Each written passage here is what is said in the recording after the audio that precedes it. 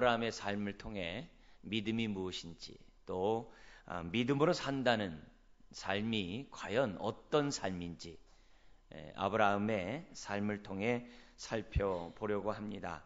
그래서 오늘은 아브라함의 믿음의 그 여정에서 그 첫 발걸음인 부르심에 대해서 하나님 말씀을 나누려고 합니다. 여러분, 믿음의 삶, 믿음의 여정은 부르심에서부터 시작이 됩니다. 이 세상의 인생은 태어날 때부터 인생 여정이 시작되지만 우리들의 믿음의 여정은 하나님으로부터, 부르심으로부터 시작한다는 사실을 우리는 잊어서는 안 됩니다. 인생의 여정과 믿음의 여정은 비슷하면서 달라요. 왜냐하면 인생의 여정에서 성공했다고 해서 꼭 믿음의 여정에서 성공한 것은 아니에요. 반대로 믿음의 여정에서 또한 성공했다고 해서 세상의 인생의 여정에서 성공한 것도 아니더라고요. 그렇기 때문에 믿음의 여정과 인생의 여정이 만약에 같다, 그거는 정말 큰 축복이 아닐 수 없겠죠.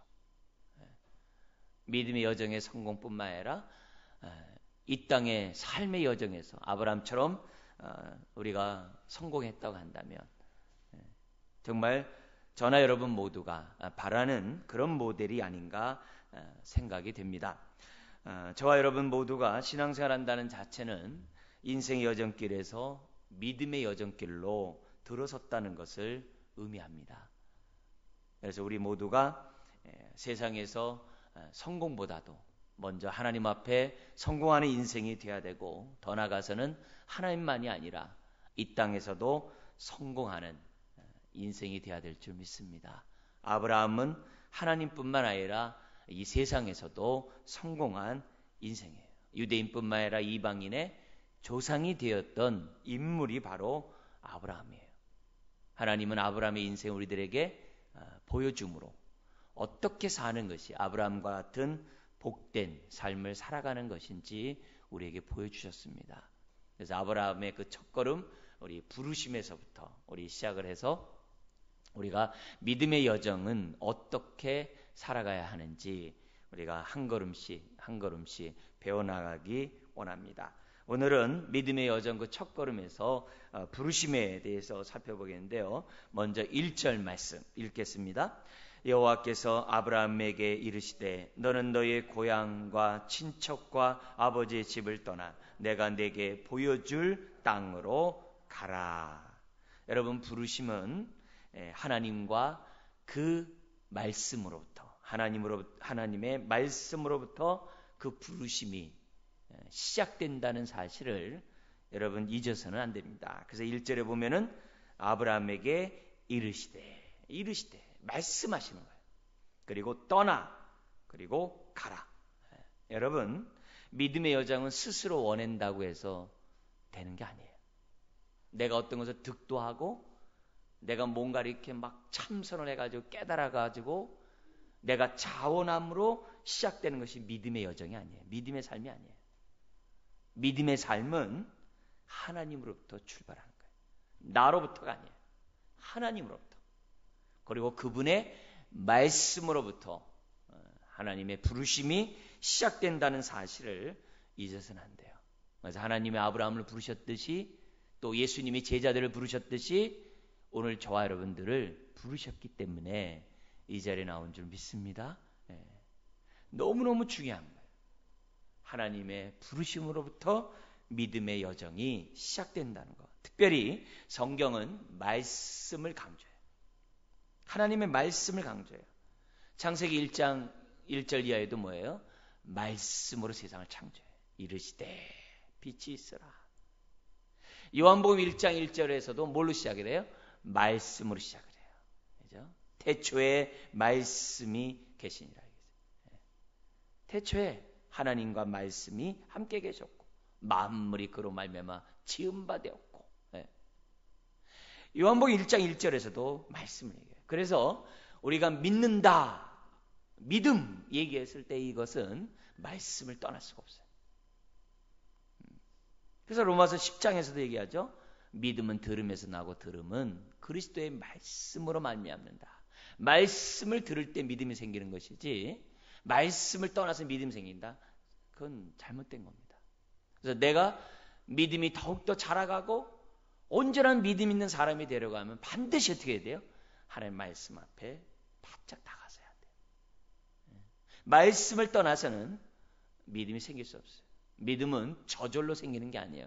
내가 믿습니다 해서 생겨나는 게 아니에요. 믿음은 하나님의 말씀을 들을 때 생겨나는 거예요. 하나님이 뭐라고 말씀하셨는지 그 말씀을 알아갈 때 믿음이 생겨나는 것이지 저절로 생겨나는 것이 아님을 우리는 잊어서는 안 됩니다. 그래서 믿음의 여정은 말씀을 떠날 수가 없어요. 말씀을 떠날 수가 없어요. 하나님이 말씀하심에 저나 여러분들이 믿음의 여정을 시작했다는 사실을 잊어서는 안 돼요. 삭개오를 부르듯이 아무개야 부르셔서 저와 여러분들이 이 자리에 나와 있는 거예요. 하나님의 부르심은 인격적이에요. 그래서 하나님의 아브라함이 어떻게 돼요? 너는 그랬잖아요. 인격적으로 부른 거예요. 너는 그리고 뭐예요? 개별적이에요. 그냥 뭉뚱해서 여기 있는 수섭 땅에 사는 사람들 다 예수 믿을지어다 그렇게 안 해요. 각 사람의 이름을 부르시는 것이 부르심이에요. 그게 요한복음 10장 3절에 있죠. 양은 그의 음성을 듣나니 그가 자기 양의 이름을 각각 불러. 예수님이 자기 양의 이름을 각각 불러 인도하여 내느니라 그랬어요. 여러분들이 이 자리에 나오는 건 뭐예요? 우리 주님이 각각 여러분의 이름을 불렀기에 저나 여러분 모두가 이 자리에 나와 있는 거죠. 창세전에 선택했지만 때가 되매 하나님이 부르신 거예요. 그래서 이 자리에 나와서 예배하고 있는 거죠. 근데 문제는 내가 이것을 뭐냐면 아느냐 모르느냐 이게 다른 거예요. 어떤 사람은 알고 어떤 사람은 몰라요. 아는 사람은 왜 은혜인가 하면서 감사하면서 예배를 드려요. 신앙생활하고 믿음생활해요. 그러나 이것을 나를 부르셨다는 사실을 모르면 어떻게 돼요? 긴가민가 하면서 그냥 살아가요. 여러분 영접하는 자 곧 그 이름을 믿는 자들에게는 하나님의 자녀가 되는 권세를 주셨다 그랬어요. 영접하는 자 곧 그 이름을 믿었다는 이 자체는 하나님의 부르심 없이는 안 돼요. 그래서 내가 하나님 나를 부르셨다는 사실을 모르면요 기도해야 돼요. 하나님 나 주님 영접하는데 왜 못 느낍니까? 느끼게 하여 주옵소서. 그리고 하나님의 부르심은 인격적이고 개별적이라 했는데 하나님이 그래서 나를 여기까지 오게 하셨는데 내가 못 느낀다면 이게 뭡니까? 하나님 도와주십시오. 도와주십시오. 나를 부르신 그 부르심을 깨닫게 하여 주시옵소서. 여러분 하나님의 부르심은 개별적으로 반드시 부르세요. 근데 부르시되 은혜로 부르세요. 은혜로 부른다는 얘기는 내가 뭔가 이렇게 뭐 공로가 있고 내가 뭔가 이렇게 부르심 받을 만하고 내가 뭔가 하나님 앞에 이뻐서 우리를 부르신 게 아니에요. 내가 부족하지만 또 삭개와 같은 인생이지만 또 뭐예요? 아브라함 같은 아브라함 뭐예요? 하나님을 섬기던 사람이 아니에요. 달의 신을 섬겼던 그런 사람이에요. 그런 아브라함이지만 하나님이 어떻게 돼요? 은혜 가운데. 은혜 가운데. 왜? 믿음은 선물이니까. 은혜 가운데 저와 여러분들을 부른 거예요. 내가 부족해도 내가 여전히 죄인 가운데 있음에도 불구하고 하나님 우리를 좋아하셔서 사랑하셔서 저와 여러분들에게 믿음을 주시고 선물로 주시고 저와 여러분들을 이곳까지 부르신 줄 믿습니다. 그래서 하나님의 부르심이 인격적이고 개별적이고 은혜로 말미암은 것이기 때문에 저와 여러분들 어떻게 돼요? 거기에 대해서 뭐예요? 있는 그대로 그냥 아멘 하고 받아들이면 돼요. 뭐 나 같은 자가 뭐 어쩐데 나를 왜 부르셨어? 뭐 나 같은 자가 어쩐데 뭐 직분 여러분 나 뭐 그렇게 얘기하면 안 돼요. 그것보다 교만한 게 없어요. 내가 부족하지만 나를 부르심에 감사하고 내가 부족하지만 나에게 직분을 맡기신 것에 감사하고, 내가 부족하지만 이런 일들을 맡긴 게 대해서 감사하면서 살아가는 것이 하나님이 기뻐하는, 또 하나님의 부르심에 반응하는 태도이지, 내가 뭔가 어떤 수준에서 얘기한다고 한다면 그는 하나님의 부르심에 대한 올바른 태도가 아니에요. 하나님의 부르심은 다른 거 아니에요. 하나님으로부터 출발했고, 내가 부족하고 연약하지만 하나님이 나를 부르셨다는 거예요. 어떤 사람이 이것을 즉각 깨닫는 사람이 있어요. 바울 같은 사람은 주님을 만난 다음에, 베드로 같은 사람은 막 즉각적으로 고백을 해요. 주여 하면서.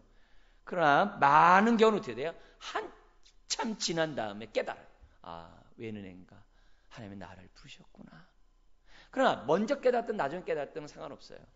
중요한 건 뭐냐면은 그 하나님이 나를 부르신 은혜에 고백하면 돼요.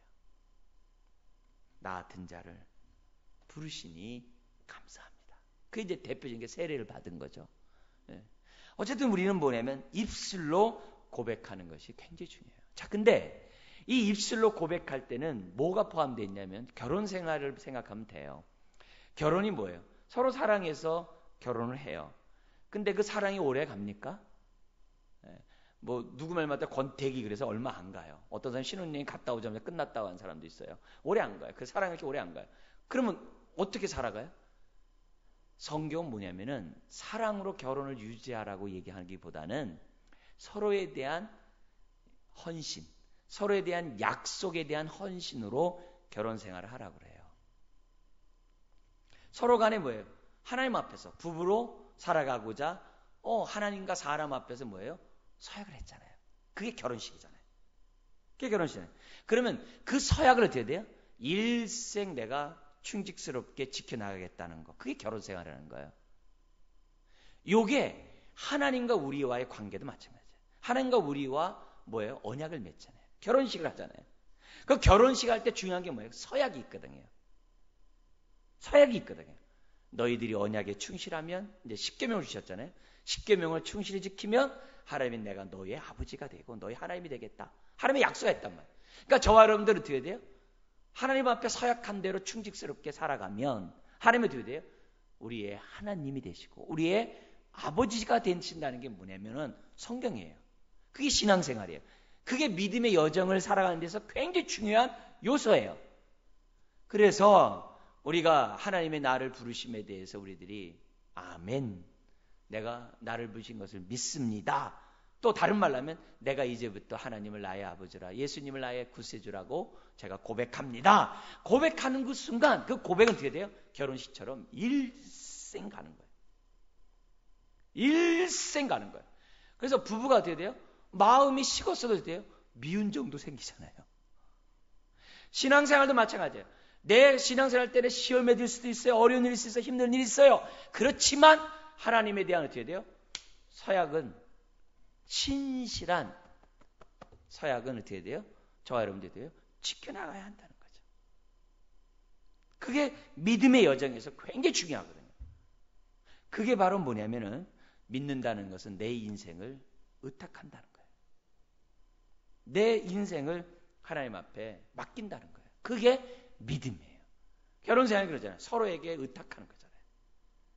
그리고 서로에게 약속한 그 서약을 의탁하면서 평생 지키겠다는 것이 결혼이잖아요. 그런 것처럼 우리가 이 믿음의 여정은 믿는 순간만 하는 게 아니에요. 믿음의 여정은 믿는 그 순간 일생 하는 것이 믿음의 여정이라는 것을 우리들에게 보여줘요. 그러다 보니까는 뭐가 필요한 거예요? 일생 하나님의 인도를 받는 것이 중요하죠. 그럼 일생 하나님의 인도를 받으려면 어떻게 돼요? 그래서 우리가 주님의 주님 되심을 인정하고 매일 뭐 하는 거예요? 큐티하는 거예요. 말씀을 우리가 묵상하는 거예요. 왜요? 매 순간 말씀을 하나님을 인정하라. 그리하면 너의 인생을 인도하리라. 그러셨거든요. 그래서 우리들이 하나님의 그 부르심 앞에 우리가 뭐예요? 믿음으로 우리가 아멘 하고, 저와 여러분들이 드디어 믿음의 삶을 살아가면, 매 순간 하나님을 인정하면서 살아가면, 하나님과 교제하면서 살아가면 하나님이 드디어 우리의 믿음의 여정을 축복스럽게 복되게 하신다는 것이 하나님의 말씀이에요. 한번 따라서 해볼까요? 하나님의 부르심에는 후회하심이 없습니다. 예, 이건 바울을 통해서 우리에게 알려주신 말씀이에요. 그러니까 한번 우리가 주님을 딱 믿으면, 부르심 앞에 아멘 하면 신실하신 하나님은 우리의 인생을 일생 책임져 주신다는 거예요. 이걸 우리들이 믿으셔야 돼요. 예, 믿으셔야 돼요. 그럴 때 우리는 어떻게 해야 돼요? 내 삶을 갖다가 하나님 앞에 의탁하면서 저와 여러분들이 믿음의 여정이 출발하게 되는 거예요. 결혼 생활이 출발하는 것과 같다라고 말씀드릴 수가 있습니다. 두 번째는 우리의 이 부르심과 함께 알아야 될 것은 뭐냐면, 하나님의 부르심에는 축복이 포함되어 있다는 거예요. 그게 2절, 3절입니다. 같이 한번 읽겠습니다. 내가 너로 큰 민족을 이루고 내게 복을 주어 내 이름을 장대하게 하리니 너는 복이 될지라.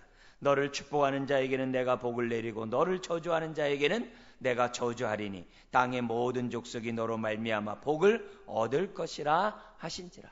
여기 보면 7가지 축복을 얘기해요. 하나님이 7가지 축복을 갖다 2절에서 3절을 얘기하는데, 이 말은 무슨 말이냐면, 왜 하나님이 우리를 부르셨느냐? 복 주기 위하여. 다른 거 없어요. 하나님이 나를 왜 부르셨어요? 우리의 인생을 복되게 하기 위해서. 나를 생고생시켜가지고 하나님만 영광받기 위해서 아니에요. 우리의 복된 삶을 통하여 영광받기 위해서, 우리가 행복한 삶을 사는 걸 통해서 영광받기 위해서 우리를 부르셨어요. 여러분, 부모는 자녀들이 잘 살면요, 그게 행복이에요. 그게 기쁨이에요. 내가 먹지 않아도 자식이 잘 먹는 거 보면 되게 기쁘잖아요. 우리 어렸을 때 키웠을 때 다 경험했잖아요.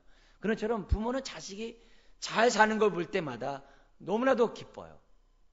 하나님도 똑같아요. 하나님이 우리의 인생을 보실 때 언제 영광 받으시냐? 우리가 잘 살 때, 우리가 복된 삶을 살 때 하나님이 되대요, 기뻐하세요. 여러분, 하나님의 부르심에는 뭐가 포함되어 있어요? 축복이 포함되어 있다는 사실을 잊어서는 안 돼요. 7가지 축복이, 여러분 지금 이렇게 대충 우리가 한번 쭉 읽었기 때문에 넘어갔습니다만, 하나하나가 다 어떻게 돼요? 얼마나 귀중한 축복인지 몰라요. 여기 하나님이 이렇게 아브라함에게 축복하셨다는 얘기는 무슨 말이냐면, 똑같이 하나님의 부르심에 따라서 믿음의 여정을 살아가는 자들에게는 아브라함에게 주었던 이 복을 똑같이 저와 여러분들에게도 주시겠다라고 하는 하나님의 그런 마음을 우리에게 보여준 거예요. 자, 근데 이 7가지 복이 신약에 들어와서는요, 더 많이 확대해요. 더 많이 구체화되고 더 많이 발전하는 것을 보게 돼요. 이 아브라함의 이 7가지 이 복을 갖다가 우리에게 알기 쉽게 사도 바울이 갈라디아서 3장 8절 이하에 설명을 했어요. 뭐라고 얘기했냐면, 제가 읽어드릴게요. 또 하나님이 이방을, 저와 여러분들을 믿음으로 말미암아 의로 정하실 것을, 믿음으로 말미암아 의롭다함을 받을 것을 성경이 미리 알고 먼저 아브라함에게 복음을 전하되, 아브라함에게 복음을 전했대요. 지금 오늘 말씀이에요. 아브라함에게 복음을 전하되 모든 이방인이 너로 말미암아, 아브라함으로 말미암아 뭘 받으리라? 복을 받으리라 하였느니라. 지금 오늘 말씀을 바울이 신약에서 해석을 했어요. 너가 열국의 복의 근원이 될지라. 너를 통해 어떻게 돼요? 모든 족속이 복을 얻을 것이다. 그렇게 했던 이 말을 바울이 뭘로 해석했느냐? 예수 그리스도를 믿으면 의롭다함 받는 것으로 해석을 했어요. 그러니까 이 복이 물질의 축복을 얘기하는 게 아니라 죄사함 받고 의롭다함 받고 하나님의 자녀가 되는 것으로 바울이 해석을 했어요.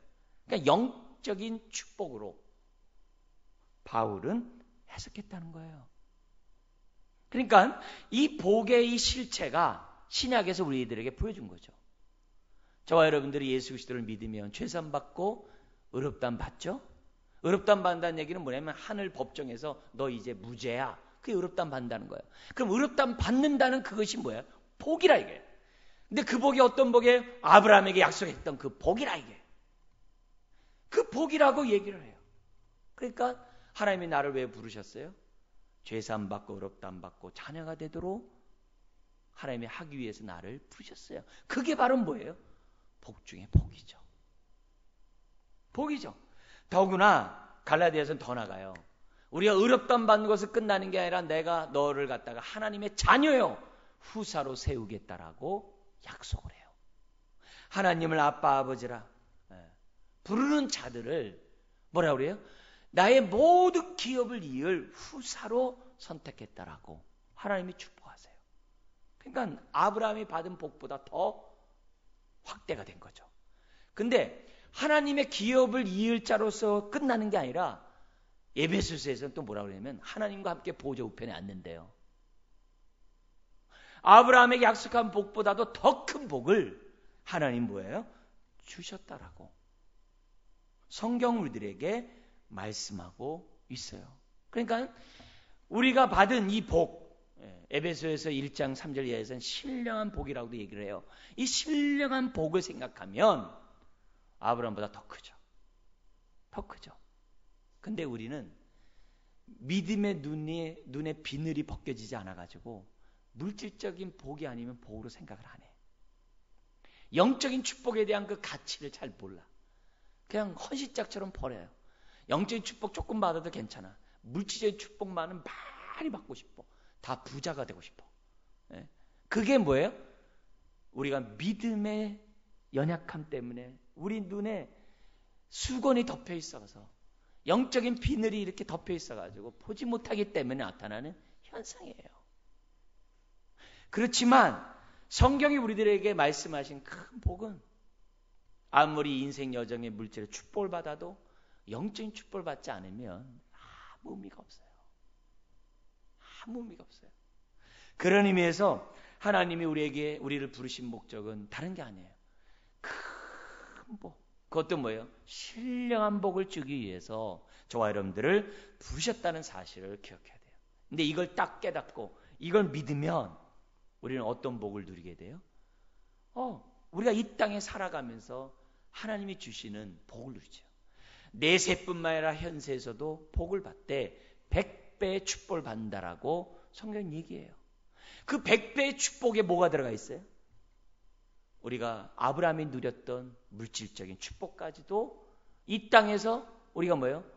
영예를 얻는 그 축복까지도 다 포함되어 있죠. 다 포함되어 있죠. 그러니까 저와 여러분들이 어떻게 돼요? 이 영적인 이 신령한 복에 대해서 온전히 깨닫는 게 중요해요. 그런 자만이 부한데 처할 줄도 알고 가난데 처할 줄도 알아요. 여러분 이 신령한 복을 깨닫지 못하면 물질의 축복을 주면요 교만하게 짝이 없어져요. 오히려 타락해요. 그러니까 우리들이 기본적으로 어떻게 돼요? 정말 큰 부자가 되더라도 교만하지 않고 하나님 앞에 겸손히 설 수 있을 정도의 영적인 부유함을 저와 여러분들이 받으셔야 돼요. 그래야 아브라함이 누렸던 영육간의 축복들을 갖다가 저와 여러분들이 누릴 수 있는 거죠. 그뿐만이 아닙니다. 믿는 자들에게 따라오는 하나님의 축복이 이루 말할 수가 없어요. 성경에 보면 머리털보다도 어떻게 돼요? 머리털 하나도 세심받은 것처럼 내가 너희 인생을 세워주리라. 눈동자같이 보호해주리라. 주기도문에 있는 것처럼 일용할 양식을 주고 내가 너를 용서할 뿐만 아니라 다만 악에서 구하는 인생이 될 것이다. 그뿐만이 아니죠. 믿음의 역사를 이루도록 내가 도와줄 것이고 소망 중에 인내하도록 도와줄 것이고 할 수 없는 가운데서도 내가 헌신하며 사랑하며 직분이나 모든 것에 감사가 넘치도록 내가 해주리라. 얼마나 많은 축복들을 성경이 우리들에게 말씀할지 몰라요. 무슨 말이냐면 영적인 축복이 열리는 순간에 이런 축복들도 우리들이 누릴 수 있다는 거예요.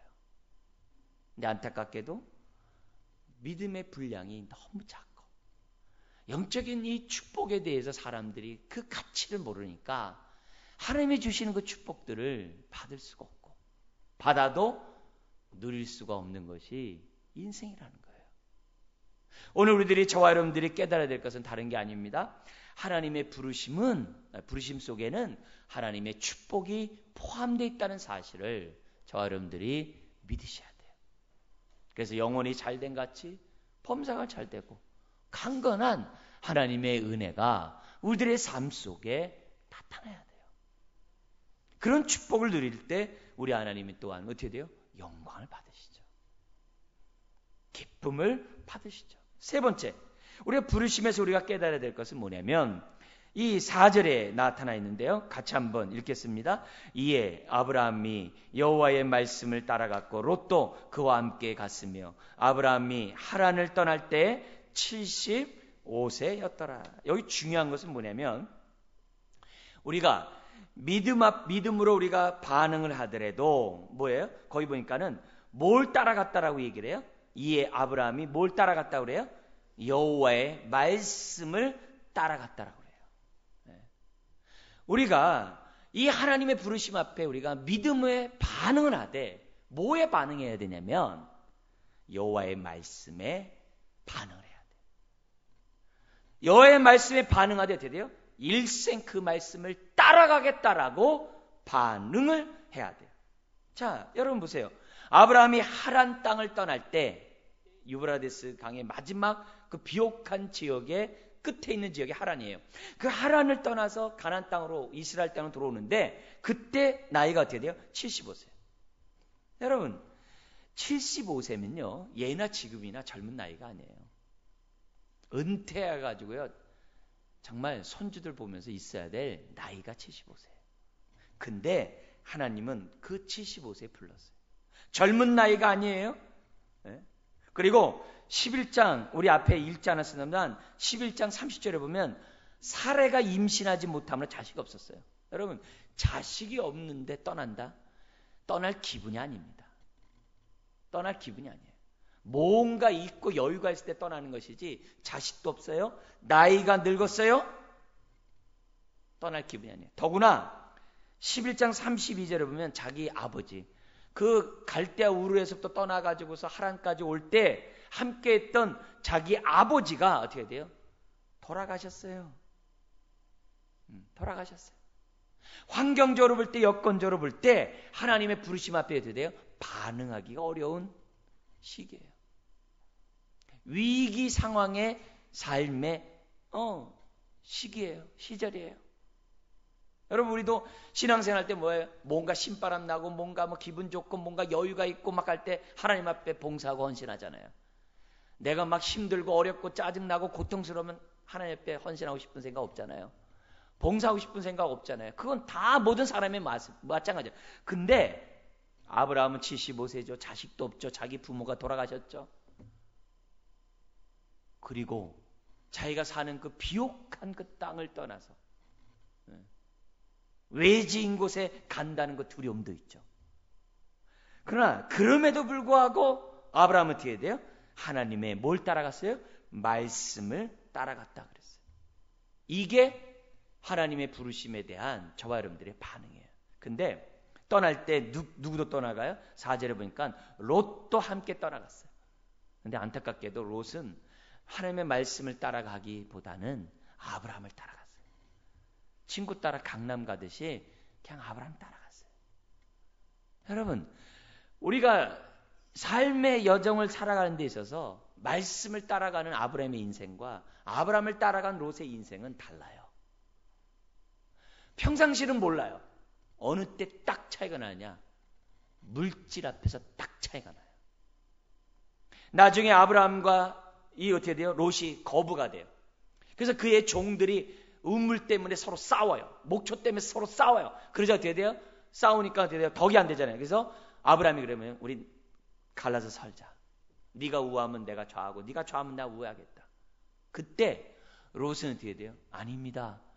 제가 어떻게 하나님을 떠나서 또 내가 어떻게 아브라함 당신을 떠나서 내가 살 수 있겠습니까?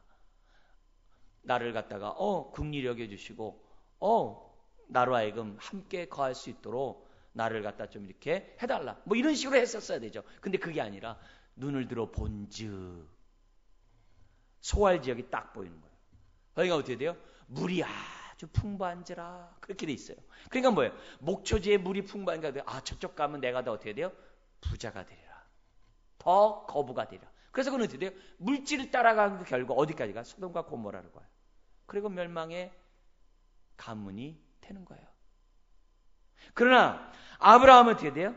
그런 가운데서도 하나님의 약속의 말씀을 따라갔기 때문에 그는 많은 어려운 상황에서도 하나님의 돌보시는 은혜를 받았다는 것을 아브라함은 초창기에서부터 우리들에게 보여주고 있어요.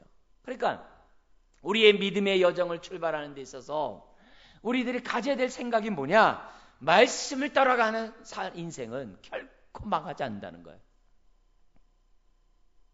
바랄 수 없는 중에 바라는 것이 믿음이고,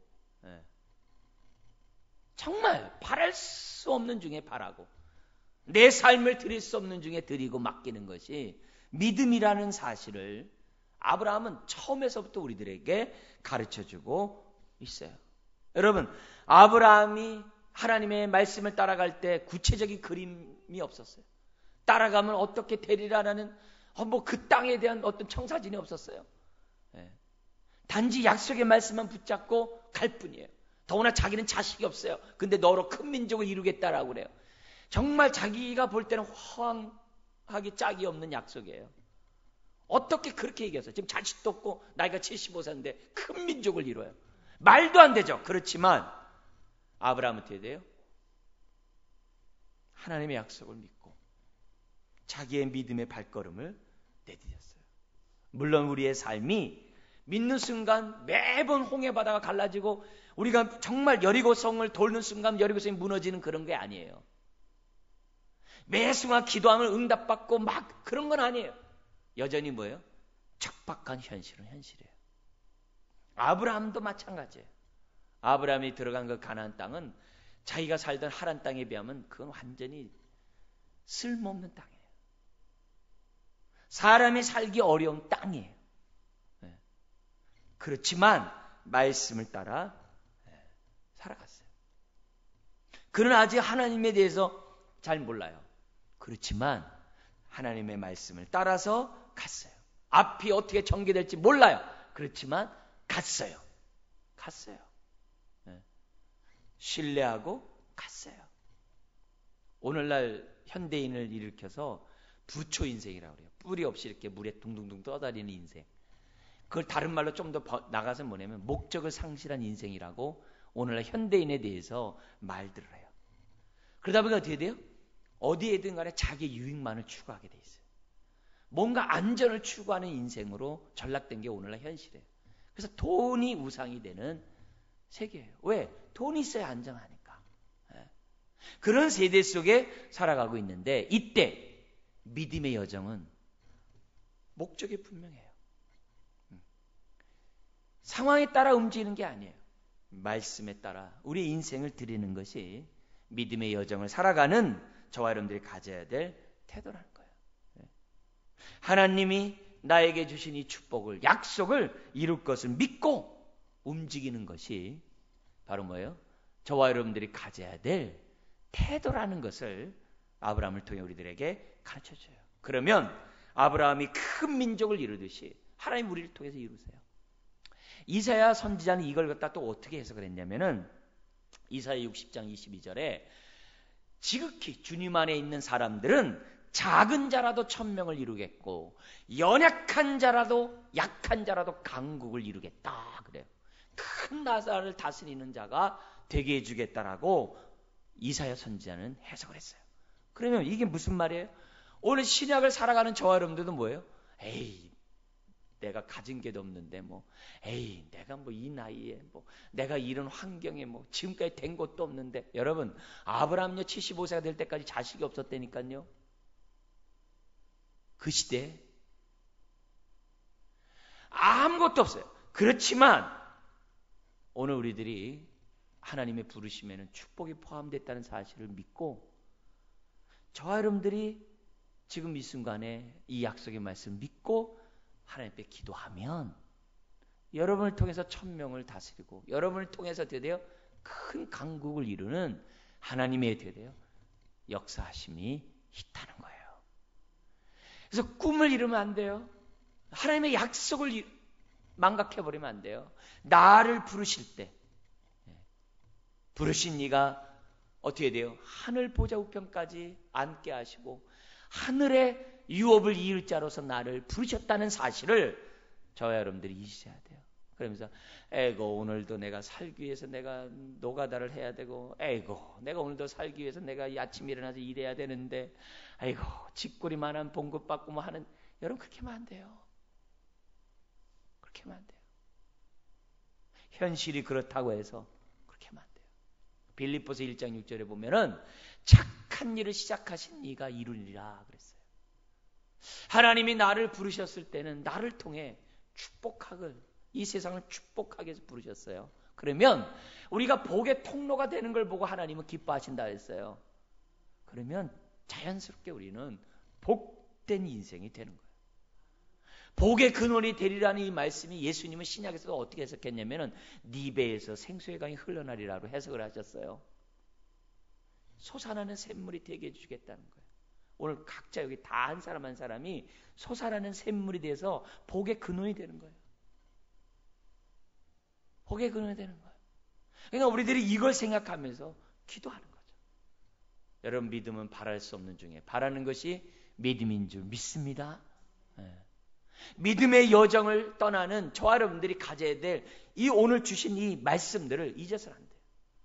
그리고 네 번째로 우리 마지막으로 우리들에게 우리 본문에서 볼 게 뭐냐면 5절에서 9절은 뭐냐면 이 부르심의 삶은 세상과의 삶과 다르다는 거예요. 그게 5절에서 9절이에요. 먼저 5, 6절에 보면 뭐냐면은 아브라함의 말씀에 따라갔더니 그곳에 누가 있었느냐?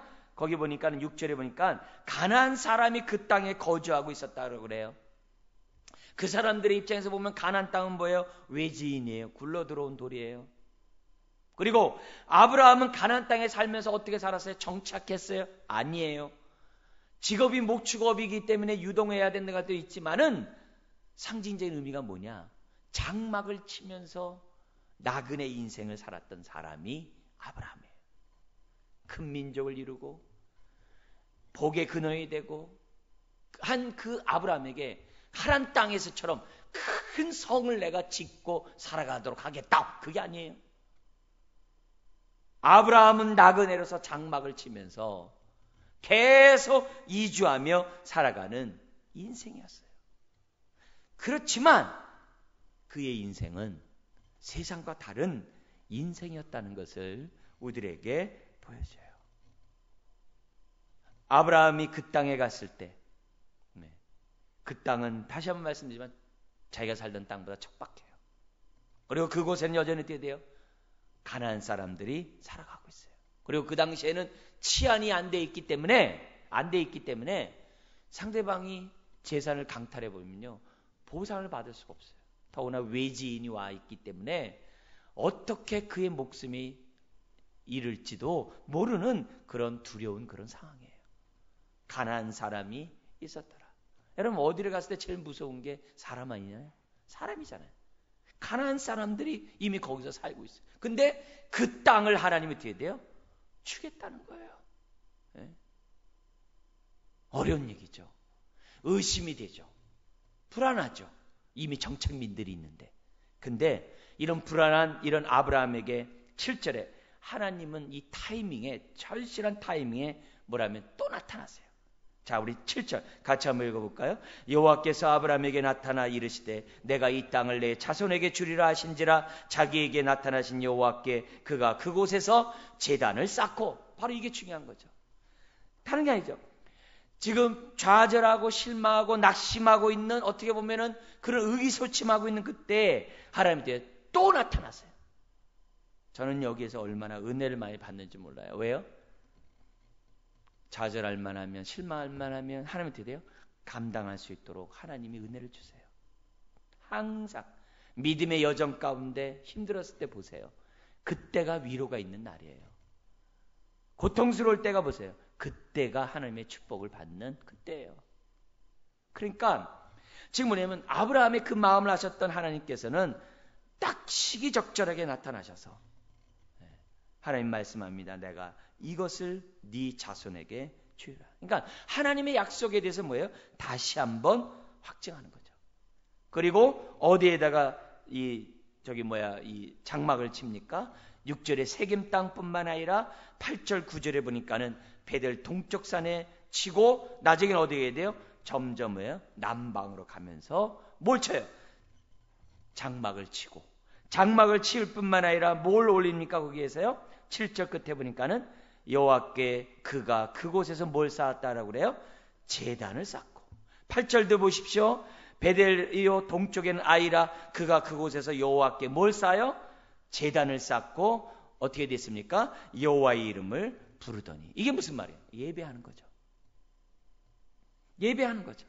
지금 어떤 땅에서 예배해요? 낯선 땅. 어떤 땅이요? 세상 사람들이 살고 있는 그 땅. 여전히 가나안 땅 사람들이 살고 있는 그곳에서 아브라함은 어떻게 된 거예요? 그들과 구별된 삶을 살았다. 이게 믿음의 여정이에요. 이게 믿음의 삶이에요. 우리가 예수 믿는다고 해서 이 세상이 천지개벽하는 게 아니에요. 세상은 세상이에요. 그런데 우리는 세상 사람들과 다른 구별된 삶을 살아요. 그 구별된 삶을 사는 가장 첫 번째 그 요소가 뭐예요? 예배죠. 그래서 아브라함은 그곳에 제단을 쌓고 여호와의 이름을 불렀다는 거예요.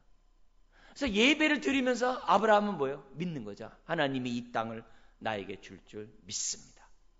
하나님께 예배를 드리면서 하나님 앞에 믿습니다 하면서 어떻게 돼요? 예배를 드리죠. 동시에 그 제단을 쌓는 그 의미는 뭐가 포함되어 있냐면 하나님 이게 바로 약속한 땅이에요. 이것이 나에게 주리라고 약속한 그 땅이에요 하면서 뭐예요? 표징을 삼는 거예요. 근데 놀라울 만큼 나중에 여호수아가 이 가나안 땅을 정복할 때 어디를 중심으로 가나안 땅을 갖다가 정복하느냐? 오늘 여기 나왔던 이 지명이 그대로 나와요. 이 세겜 땅에서 뭐예요? 그린신산과 에발산 사이에 있는 거예요. 거기서 뭐예요? 언약식을 체결해요. 그리고 가나안 땅을 갖다 3등분 해가지고 정복을 하는데 어디를 중심으로 해요? 베델을 중심으로 3등분 해가지고 정복을 해요. 여기 나오는 지명들을 다 어떻게 돼요? 나중에 그의 여호수아 그 후손들이 그 땅을 정복하는데 사용됐던 도시가 바로 아브라함이 제단을 쌓았던 곳이에요. 여러분 이것은 굉장히 중요해요. 에레미야 선지자에게 하나님이 어떻게 돼요? 내가 이 민족을 내가 바벨론에게 내가 포로 끌려가게 할 것이다. 그러나 70년이 되면 내가 반드시 돌아오게 하겠다. 에레미야에게 약속을 하셨어요. 근데 약속을 하면 그걸로 끝나야 되잖아요. 약속하면 그냥 말씀은 끝나요. 근데 하나님 뭐라 하냐면 너는 여기에 땅을 사래요. 여러분 땅 투기를 하는데 멸망하는 나라에 무슨 땅 투기를 합니까? 근데 하나님은 에레미야에게 뭐냐면 땅을 사래요. 그리고 에레미야는 어떻게 돼요? 자기 돈을 지불해가지고 땅을 사요? 왜 사요? 하나님이 이것을 다시 회복시켜 주겠다라고 하는 뭐예요? 약속의 징표로 땅을 사요. 비슷한 게 바로 뭐예요? 제단을 쌓는 행동이에요. 이게 바로 믿음의 행동이죠. 그러니까 아브라함은 세상 사람들과 살면서 지금 뭐예요? 구별된 삶을 행동하는데 살아가고 있는데 뭐예요? 예배를 드려요. 그리고 항상 어떻게 돼요? 약속의 말씀을 예배를 드린다는 것은 말씀을 믿는다는 거예요. 약속의 말씀을 믿는 것뿐만이 아니라 항상 그 마음속에 뭐가 있다는 거예요? 내가 밟는 곳마다 나에게 주신다고 하는 그 확신이 아브라함의 삶의 모습 가운데 있다는 거예요. 그래서 그가 9절에 점점 남방으로 옮겨갔더라. 이건 뭐예요? 실패하고 좌절하고 패배하기 때문에 남방으로 간 게 아니에요. 뭐예요? 하나님이 주시겠다고 하는 그 땅을 갖다 지금 뭐예요? 밟고 있는 거예요. 밟고 있는 거예요. 지금 뭐냐면 믿음의 여정을 계속 살아가고 있다는 거예요. 사랑하는 성도 여러분, 믿음의 여정은 우리가 이 세상의 나라와 지금 어떻게 돼요? 하나님 나라의 백성이 함께 어우러져 사는 것이 믿음의 여정이에요. 우리는 이 세상에 속해 있으면서도 불구하고 하나님의 나라에 속해 있는 백성들이에요. 그러니까 두 나라를 살고 있어요. 이 두 나라를 살고 있는 저와 여러분들이 우리는 어떻게 되냐? 세상과는 달라야죠. 그 첫 증거가 예배예요. 우리는 예배를 드릴 때마다 오늘 나를 부르신 그 하나님과 또 나를 부르실 때 약속하신 그 축복의 약속의 말씀을 또 확신하면서 오늘 우리는 이 시간에 예배를 드려야 될 줄 믿습니다. 단순히 나 자신이 위로받기 위해서 예배드리는 수준이 아니라 나를 부르신 하나님의 뜻을 이루는 인생이 되게 해달라고 하나님 앞에 몸부림치는 예배가 될 때 이 예배가 의미가 있으리라고 믿습니다. 나를 부르신 하나님을 예배하고 또 나를 부르신 그 목적을 이루실 하나님을 예배할 때 이 예배가 날마다 솟아나는 샘물이 될 것이고 날마다 예배 때마다 우리의 삶이 새로워지는 예배가 되게 할 줄 믿습니다. 이런 예배를 정말 드리기를 주의 이름으로 축원드립니다. 기도하겠습니다.